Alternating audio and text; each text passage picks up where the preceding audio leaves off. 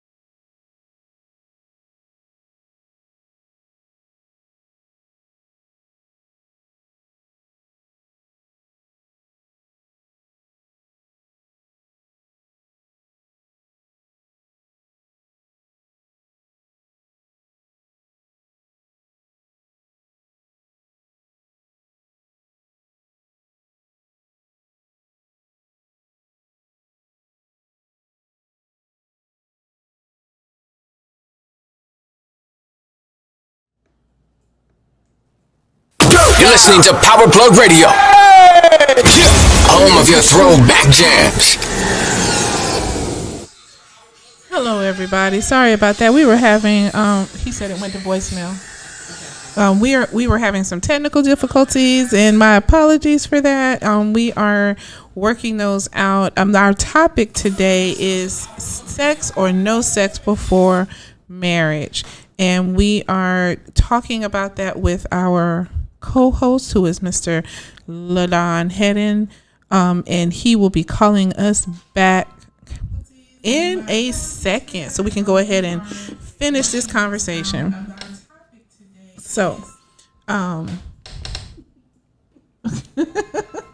it's like there's technical difficulties everywhere.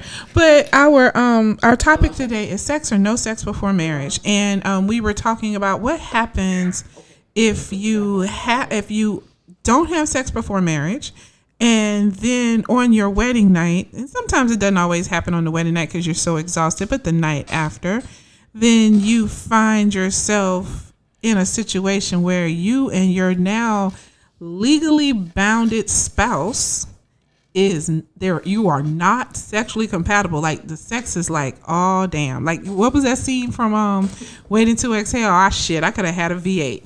You know, what if it's one of those moments? How do you handle it?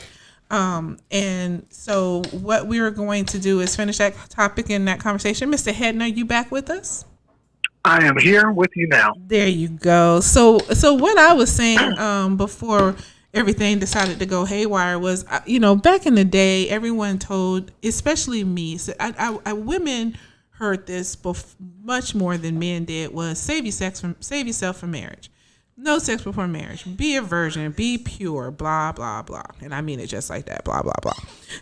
And so, and I was told that, my dad and my godfathers, my uncles, my grandparents, it was always, a good girl saves herself from marriage.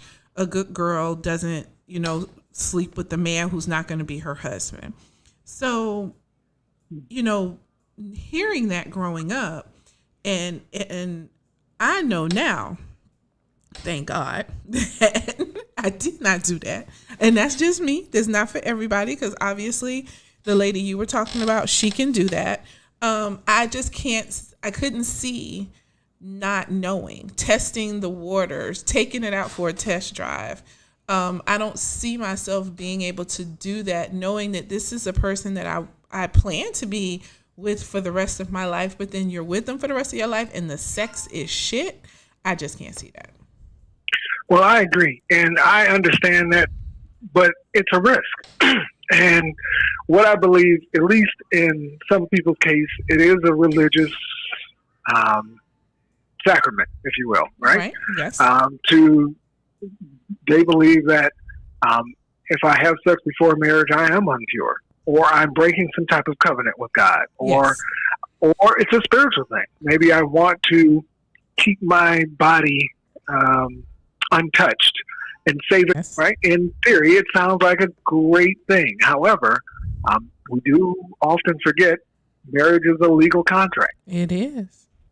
Right? Yes. So you hope that this person that you've agreed to share legalities with, that you also love, but you also hope that you make a physical connection. And the truth is, that just doesn't always happen. No, it doesn't. You just won't always find the person that you find attractive to be good in bed. And the sad thing is, what if now, in the example we were talking about, Yvonne Orji, who was on Jimmy Kimmel's show, stating that she was saving herself, what if the person that she's with or decides to marry is saving himself? Oh my gosh, you got the blind leading the blind. Yes. And it happens. We know that in some situations that does happen. I would agree. So what do you do in that point? So they just lay there looking at the ceiling and sighing and just wishing that, or do they go to counseling? What would you do? So I think in that case, I mean, of course, you're going to have that scene where you're both laying in the bed looking at the ceiling. Now, here's the thing. If neither one of you have had any kind of sexual experience, you're probably going to be sitting there thinking to yourself, is that it? And hopefully you'll be able to tell no, because if it was awkward and incompatible, I would hope that you would not just throw in the towel.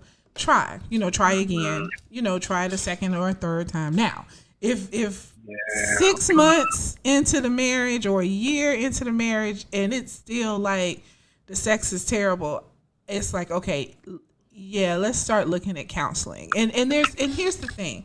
There's different types of counselors. There's counselors who are sexual counselors. That is their specialty, is to help you through sexually difficult situations, relationships, and different things like that. So you may want to go to a sex therapist, a sex specialist, because if everything else works,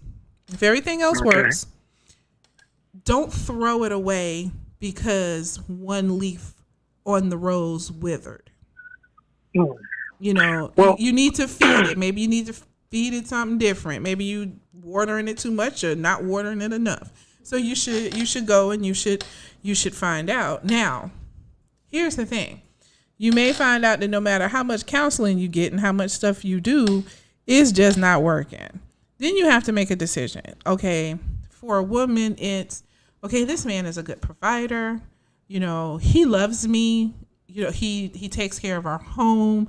We love the same things. We can do this, but the sex just isn't that good. Is that a decision that you say, you know what, I can deal with that because of everything else? That's now, a good choice.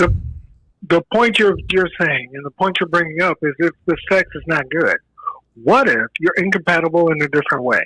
And what I mean by that is what if the sex is great, but your partner is either insatiable, right? They keep wanting it. You're like, yeah, okay. Or they want to try things that you are not quite ready to do, right? So introduce toys or accoutrement, if you will. They want to add another person. Mm. What if that incompatibility goes the opposite direction, where it's actually too much for you, not enough?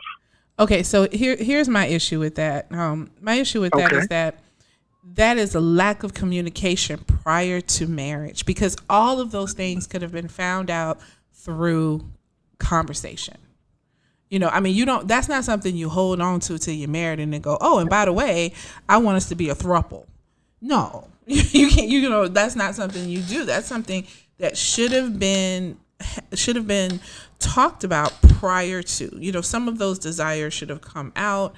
So to me, the red flag that came up with that wasn't the sexual part of it, but was the lack of communication.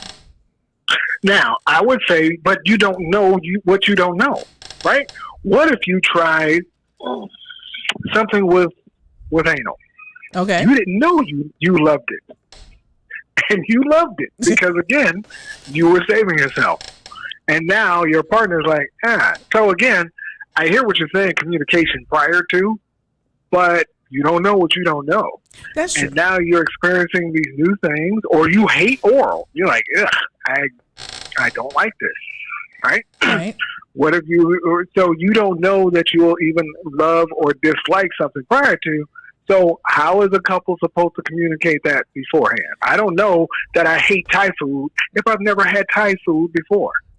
And you make a good point. So let me make sure I'm understanding what you're putting out there. You're saying that because you were a virgin and you have sex for the first time, and now your eyes have opened, the doors have opened, and now you're like, ooh, okay, well, you know what? I like that. Well, let's try this and let's do that.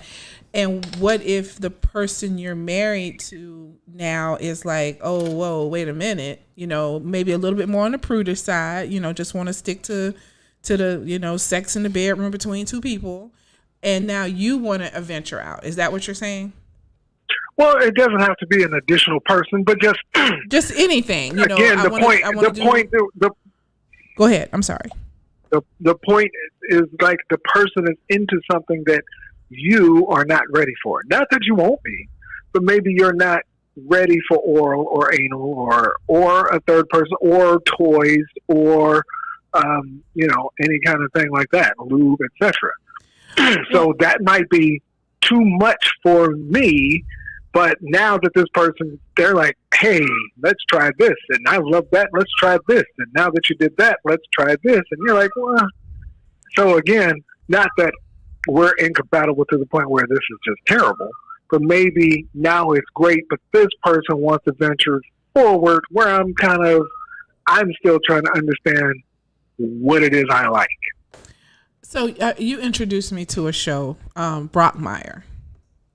Yeah. And I remember that the show, the first episode, the pilot of the show started off, and he's a baseball announcer, and he started off and he was calling the game, and then all of a sudden he went on this rant because he walked into his house and his wife had literally turned their house into a sex dungeon.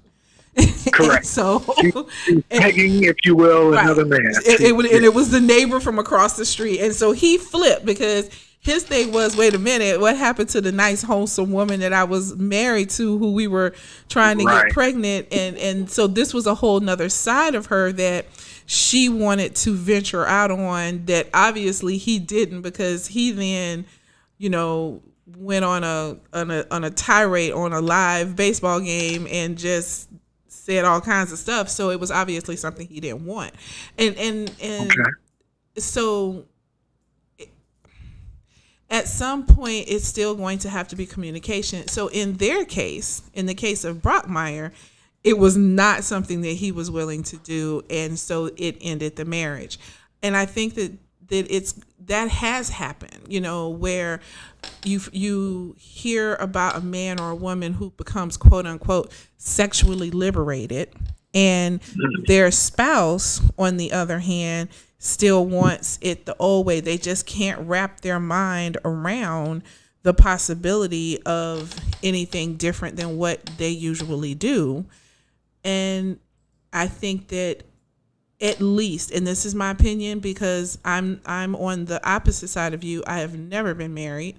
So I would hope that in a marriage, you would at least try to communicate and at least be open to try and see if these things your spouse wants to try is something that you're willing to do.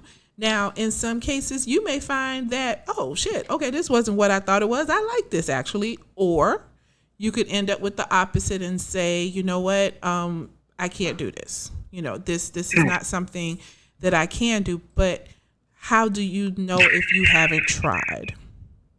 Now, here's another thing, and I do believe you mentioned communication, but it matters what people think of you, right? Yes. Contrary to the adage, no, it doesn't matter what people think of you, but it definitely matters. And what if, in this scenario, you are concerned that you want to try these things, but you're scared that you'll push this person away if you reveal that side of yourself, right? Right. You're saying, well, I saw an S&M video. I'm a virgin, but I saw an S&M video, and I really want to try sadomasochism. But I'm concerned if I tell my husband or tell my wife, she'll think I'm a freak. Now, I can suppress those urges, but again, that's going to come up eventually, right? Yes. So what happens in the case in that case? So right, it's not about, well, yes, they should communicate, and everyone should communicate, right? Yeah. I should be able to go to my friends, and my friends go to me, and we talk about anything that is appropriate for our friendship, right? However, sometimes that's just not it. And maybe I should share, or that person should share with me. What if I get to the point, and again, they really want to do something. Instead, though, they want to, and I think you and I may have brought this up before. What if my desire to be pleased is greater than my respect for my partner, and I just venture out? Essentially, that's what I'm doing, right? So I'm saying, well, I'm going to add a third party or cheat. I love my wife, but she doesn't do the thing I need her to do. And if I ask her, or even if I asked her and she didn't want to do it, let me go do it with someone else. So what do you do in that scenario? So here's my question, and this is just me posing this question. Sure. Do you really love her? If you go, Of course, yes. I mean, but so you do. You love her, but you don't respect her.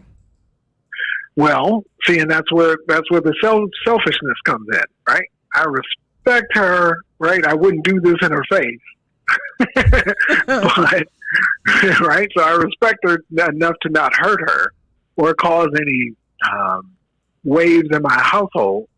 In the moment, because I'm caring more about my own needs, sexual needs, over that respect for her. I agree. Right. So, Ultimately, that's what ends up happening. Right. And Go so, for but you. Okay, you're right. But, I'm gonna beg to differ just a little bit because, I feel that you don't have to beg. I feel that if you don't respect me enough to not cheat on me, then do you really love me? Oh, see, that's in theory. BOK in the chat, he just put respect is part and parcel of love. Yeah, I would agree to what both of you are saying. However, again, what happens is, and again, this is not a new thing, adultery or stepping out, if you will, is not new. So you're saying that my personal needs supersede that of this love or respect I have for my partner. Right? Yeah. So again, back to the original part of sex or no sex before marriage. What if I've married this person, I've made this commitment, I hate the sex. They make enough money, they make all the money that I think they should make. We have great conversation. They're pleasing to the eye, right? They're good. When we go out in public, people say we're a good-looking couple, but in bed, this is not it. And I need this urge filled. Okay. Isn't that what people do? They just say, well, yes, I love this person, but my personal needs outweigh that love or respect. Or is that something different? No, you're right. But here's my rock that I'm going to throw in the pond to create waves is, can you really say that you love that person if you're disrespecting them in the manner that you're tipping out? Do you really love that person? Or are you saying that you love the person, but I don't respect the person, so I'm going to do this? Because, you don't have this. Many people don't sit up there and have this conversation with themselves. They allow the urge and the feeling to take over. My thing is if you truly love that person, would you do that? Or would you say, before I hurt you? Because, yes, in that moment, you're not hurting them. But 9 times out of 10, what's the saying?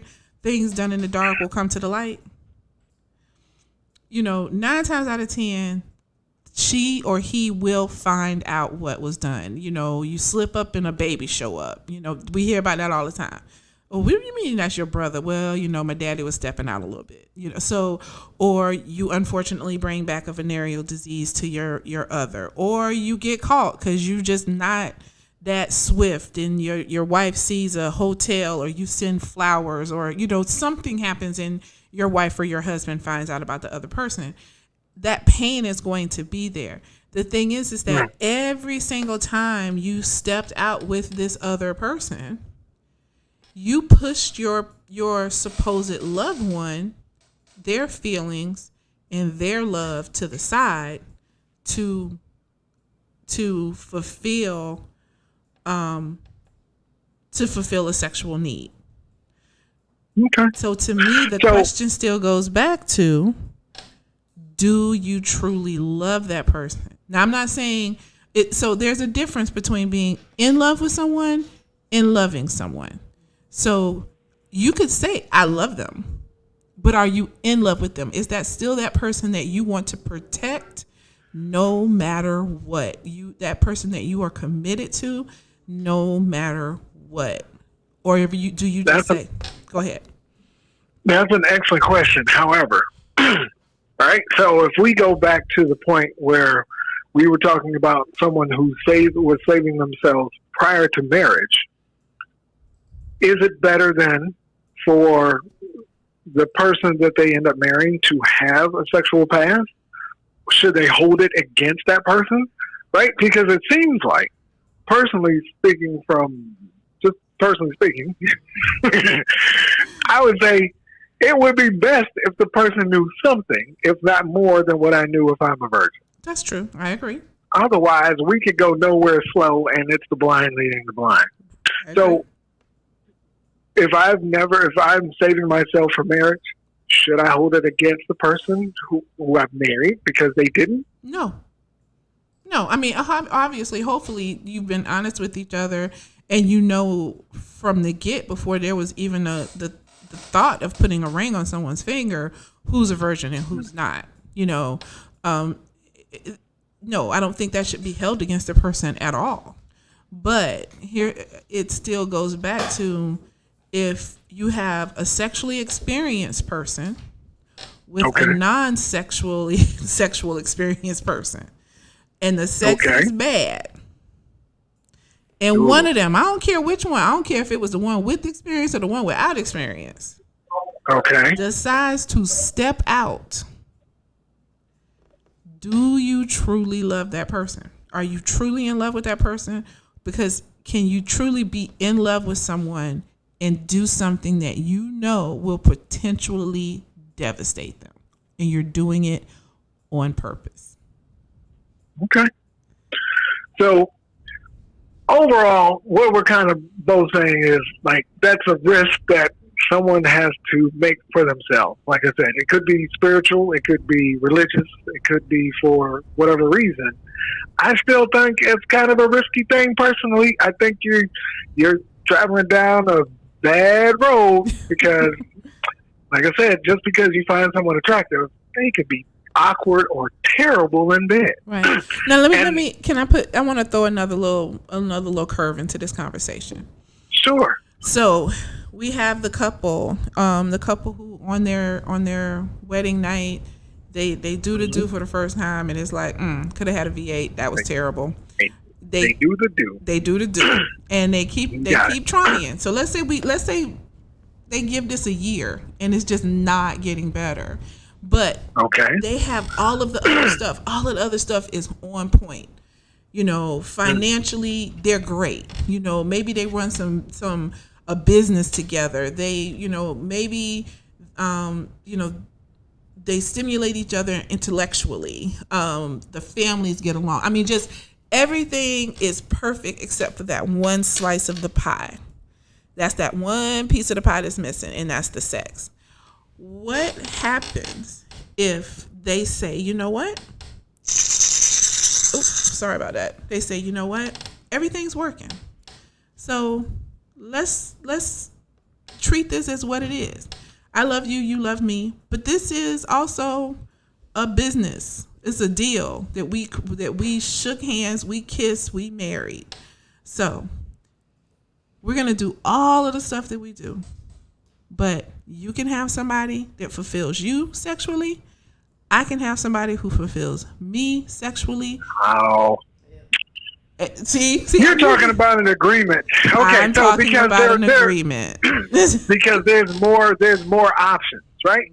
So here are your options. Wait a minute, hold on. Mr. Hayden, hold on. I just gotta say something. Our producer over here talking about hell no. She was like, nope. I just wanted to say, y'all should see her face. She over here just shaking her head. Nope. But you have options. See, what you're saying is, you went from 0 to 60 real quick. You went from 0 to 100 real quick. Hey. So you have options, right? The option is, I can just live with this deficiency because everything else is satisfying. Yeah. So I can make. Because that's what you do, right? Mm-hmm. Every relationship you have, whether it's a friend, it's a coworker, it's your boss, you look at this person, you say, well, I'm with this person, I respect this person, but dag, I hate when they chew cereal, or I can't stand the way they tap their feet. And then you say, you know what though, I'm gonna live with that because everything else is awesome. Right. That's one option. You can just suck it up and just take it as like, this is marriage is great. Otherwise, forget it. Right. However, another option would be counseling. You could go see a spiritual or religious counselor, or you could just go see a psychological counselor and figure out what it is that you two need to do to get over this. That may be to introduce some toys or a third person or movies or, watching porn, whatever. Right. Before you start talking about making an agreement to just step out. Like, no, come on. Come on now. I said that you went through this for like a year or so. It didn't work. Okay, so I insinuated, I guess you didn't get it, that y'all tried the other stuff and it wasn't working. Oh, okay. Okay. We'll see. All right. So I ain't just jumped from wedding night to, okay, baby, I'm going on to Cancun with John. I didn't do that. But that is a possibility because we have, it's happened before. People do it all the time. Marriage is a business agreement. Everything is great about the marriage but the sex. And then, okay, so I'm going to use an example. It was a sad example, but I'm going to use an example. For those of you who've heard of B. Smith, B. Smith was like the black version of Martha Stewart. And B. Smith found out, I believe in her early 50s, that she had early onset of Alzheimer's. And so what she did was, before she got so bad, she wrote up some agreements. She did some stuff because she had a small empire that she had built.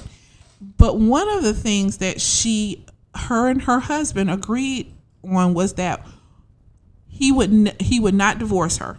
He would not divorce her. He would not put her away in a home. He would take care of her until she died. But he knew that at some point, the sex life was going to go to the side. And she gave him permission to find a partner because it was going to get to a point where she didn't But African Queen, what are we talking about? See, so now what you're saying is a selflessness, right? That was a very selfless act on B. Smith's part. But it still boiled down to she knew he would have sexual needs. Whether it was a selfless act because she knew eventually she would not be able to fulfill those needs, whether she could not fulfill those needs because of her condition, or if she just couldn't fulfill those needs because they were not compatible. What's the difference if we both come to the conclusion that we love each other, we care about each other, we need our sexual needs satisfied, but we're not doing that for each other? Allow me to finish. Okay. Because again, what you're talking about is selflessness, right? Mm-hmm. So again, that means she's just willing to do something because she cares about this person, her partner, her husband, enough. Because what you're saying is, if you make an agreement, then there's no problem, right? If you both agree, if you hate steak, right? You don't eat red meat, but I love steak. You're gonna say, well, I'm not gonna deprive you of steak just because I don't like it, or I'm a vegan. So, honey, please, by all means, eat the steak. No, you need to be a vegan. And I will over here and eat. I will be over here and be a vegan. No, see? And that's because in a relationship there is a respect. Yes. Now, going back to sex or no sex before marriage, that is, again, if we're equating sex to love, that's kind of a false equivalency, right? Because what you're saying is, I can love this person. In fact, because I love this person, I know I don't sexually fulfill them. I will add something to this, or I will let them just go have sex elsewhere, but still come home to me. Again, what you're doing is you're still saying, I'm deficient, and I'm going to live with this deficiency in this part while still being satisfied in everything else. That's still a personal, that's an agreement you made with yourself. So that's an option. I'm just saying that's an option. But also the other option would be to get counseling, to keep trying to, whether it be through psychotherapy or through spiritual or religious guidance. Okay. If that's the thing, then maybe that's just a journey that never ends. You're always looking for that. See, okay, so there's the problem. So when do you say There's the problem? there's the problem? I'm like, seriously though, when do you say enough is enough? We've tried. We've done this. We've done that. We have gone from A to B from A to Z, and it's not working. But I want you in my life because you fulfill me. In 90% of our life, you make me happy. It's just this 10% that just so happens to be sex. Well, let's do this then. Let us think about this for another discussion. And next time we discuss now that we brought up some of the scenarios and some of the problems with not having sex before marriage, or finding that you're not compatible with a person, or no longer being compatible with that person that you're married to, maybe the next time we have a discussion about this, we start coming up with solutions. That sounds like an issue. That sounds like a plan. See, Sounds like a plan. We came up with an agreement here. See, it worked. Well, I'm gonna go step out to another podcast. Goodbye. This is not satisfying me at all. I feel like I need something else in my life. Well, look, you know what? We may have to have a conversation about that and see what we can work out. You know, it's all about communication. Okay, see? But I appreciate that feedback. It's you have to sit back and think about these things, because you're right. This isn't something that can be solved in a night, and this isn't something that can be solved in even a year or two. It's going to take a lot to go into it and figure it out. So I agree. We should take this conversation and continue it on another show. I just want to let everyone know next week it will be a repeat show. I will be in Colorado because my baby boy is getting married, y'all. And wow! Congratulations! Thank you. So like I said, he's always been my little prince. And so my little prince is becoming a king. And so I'll be there. So I want you all to listen to one of our shows, our older shows, but then we'll be back the following week and we will continue this conversation. And thank you, Mr. Hedden, for being on Taboo Talk. And I would like African Queen, thank you for inviting me and allowing me to say my piece. And I look forward to completing this conversation because I got some stuff I would like to say. Oh, okay. We're going to have a good conversation then. So thank you, everybody. You are listening to Taboo Talk, and you're listening to us on Power Plug Radio, home of your throwback jams. You're listening to Power Plug Radio, home of your throwback jams.